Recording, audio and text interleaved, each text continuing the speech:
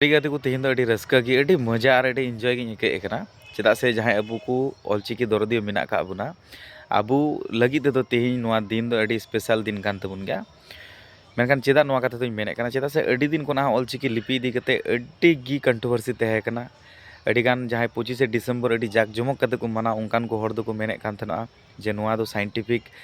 all बांग कना नोआ दो बड़ी गया 90% भूल गया विभिन्न रकम कथा दाबी दवा को दोहे थना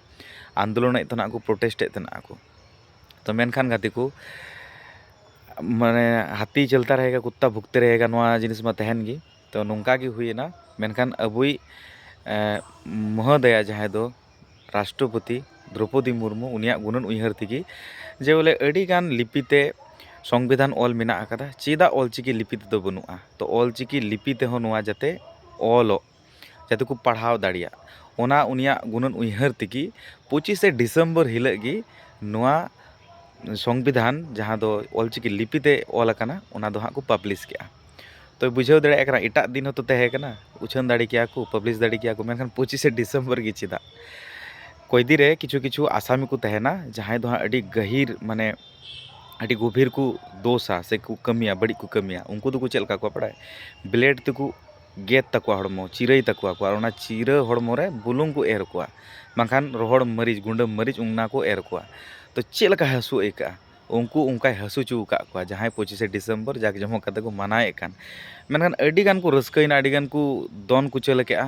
मेनखान नुआ इदी कते किंतु अकोय बाको रोड ले 22 डिसेंबर खोना उनको को प्रोग्राम ए काना 22 डिसेंबर हो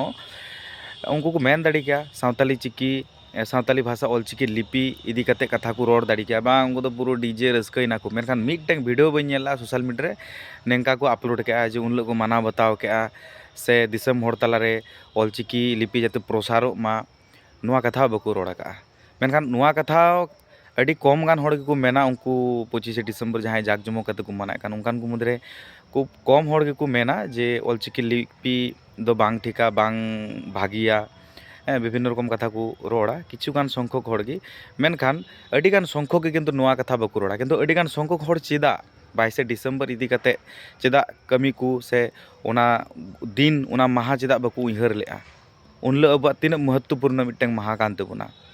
अबु साई सेरमा हुयन तबुना ऑलचिकी लिपि चेदा ओना इदी कते